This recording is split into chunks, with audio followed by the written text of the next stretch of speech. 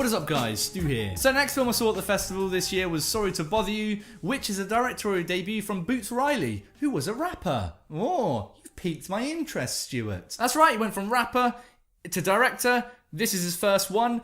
And what a fucking way to start.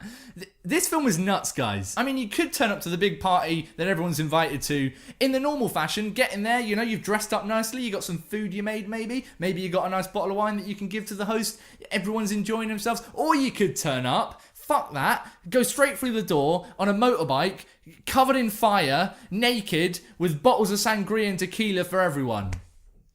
Which is pretty much what Boots did here with his debut. That's the best analogy I could think of for a debut like this. It's crazy, this film, in all the best ways possible. I mean, it's been getting a lot of hype from various different people that are seeing it, and I'm happy to say it's warranted hype.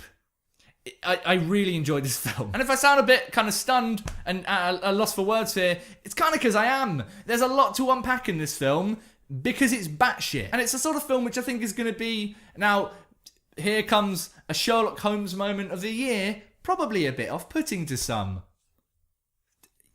Pay me for this detective work. I know it's good. I know, I could solve murders with this mind. For me, I thought it happened to be one of the most unique, interesting, creative and refreshing films of the year. There really isn't anything else like it, which sounds like a bit of a cliche to say about a lot of films, but I literally mean that.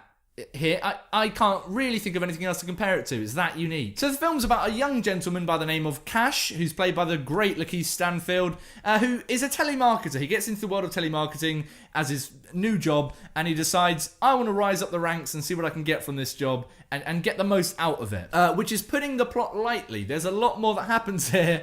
I'm just not going to go into it because I think this film absolutely will benefit from the element of surprise for you guys. So go into it as blind as you can. And Lakeith Stanfield, man, dude, kills it in everything he touches. The dude just comes at it with so much energy, and I always say I think it's so much better when you can see if the actor is absolutely loving the role they're in, and he's clearly having a great time with this one. He's nuts and bonkers in all the right places, which absolutely complements the film, which also happens to be nuts and bonkers in all the right places as well. But also the supporting cast are great around him as well. Tessa Thompson's in the film, one of the better performances I've seen from her from a while. Loved her in it. Also Steve Yeun, aka Glenn from The Walking Dead's in the film, and he's the sort of actor that I always love seeing. It's like a warm hug whenever I see him come on screen. I'm not sure why.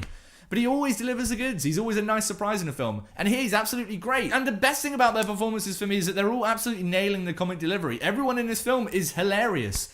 All the time. It's a very, very funny film. I was laughing out loud all the time through this film. There's some genuinely very interesting, absurd, funny moments throughout. But I love the way that Boots Riley is able to use that absurd comedic element of the film to push a very interesting satire in the film. It's absolutely a film that's got a lot to say there, a very strong and loud voice, and it's the sort of satire that we've seen done before, I guess, technically. I mean, like, anti-capitalist stuff is nothing really new in art, but we sure as hell haven't seen it explored in this way. It's a totally unique way of looking at that kind of lens of anti-capitalist stuff. I loved it. I thought it was really, really effective. I mean, usually directing debuts can tend to play it safe because they don't feel like they've absolutely landed on their feet or found their footing in the film world, and they're trying to find their voice a lot. But absolutely feels like Boots Riley has got a voice already, and he's just fucking doing what he wants with it. The amount of creativity and imagination behind all of the decisions made from a directing standpoint here, right from the very first time he picks up a phone in his telemarketing job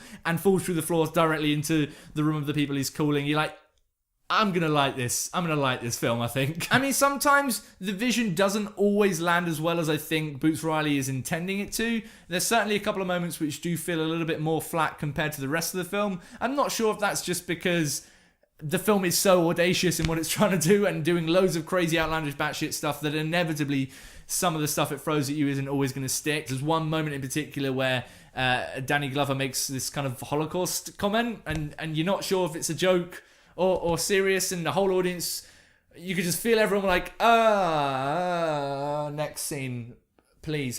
No one's, throw me a bone. Everyone just sort of hoping they're the guy to laugh if it is a joke. You don't want to be the only person laughing at a Holocaust joke in a film. Not a good place to be at all. So yeah, a couple of bits that didn't really work for me there, and I do feel like there's a little bit of a lull towards the middle of this film, but that's quickly out of the window as you start to get to the final act of this film, which it just keeps going. Something happens and you go, what? hold on, and before you've even got time to think about that, the film's just like, nope, we're going now. And it doesn't really let you off until the credits start rolling. At which point you're going, that was nuts. Good nuts. I obviously don't want to spoil anything here, but I will say, I don't think I'm ever going to walk past a field of horses in the same way ever again. It just ruined nature for me there. Cheers, Boots. And bonus thought, while we're here, Armie Hammer crushes it in this film. So funny. Really, really enjoyed his performance here. He's come a long way from his summer romance with Timothée Chalamet. It's come a long way. So yeah, I'm very, very happy to be able to sit here and add my voice to the many that are singing Sorry to Bother You's praises. I thought this was a fantastic film. I loved it. Go and see it. If you know me and you're not going to see it, and I find out,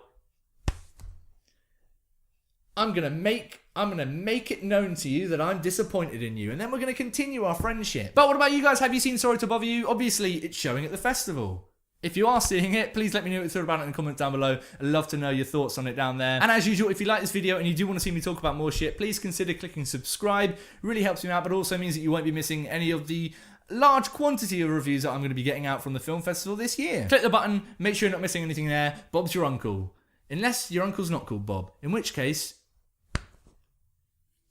who have I got in my bedroom? I'm going to go and reevaluate my opinion on horses, but until next time, stay beautiful, motherfuckers.